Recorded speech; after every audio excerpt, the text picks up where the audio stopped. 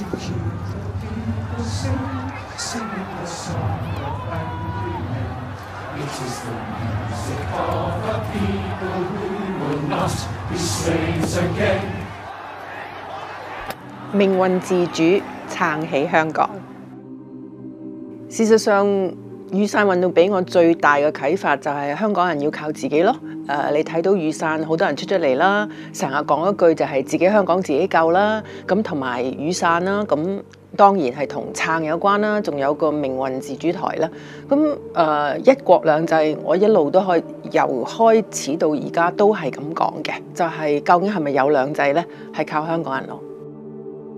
事實上，雨傘帶出好多嘅問題。咁但係我覺得嗰個答案雖然唔係好清楚，但係個方向係清楚嘅。特別我見到有蜘蛛仔爬咗上去獅子山撐起我要真普選嗰個直幡啦，我就覺得佢係帶出咗新嘅獅子山精神。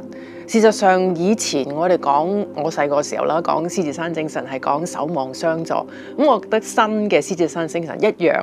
特別係即係對香港有一份感情，對香港價值觀有一份即係堅持嘅人咧，我覺得係需要走埋一齊啦，要發揮獅子山嘅精神啦，有拼勁啦，唔怕犧牲啦。咁我相信係有希望咯。所以有啲人覺得雨傘運動係失敗咗啦，咩嘢都冇一個結果啦。但係事實上，我覺得佢帶出咗嗰個方向同埋嗰個希望。咁我相信只要香港人努力，係應該有揾到出路咯。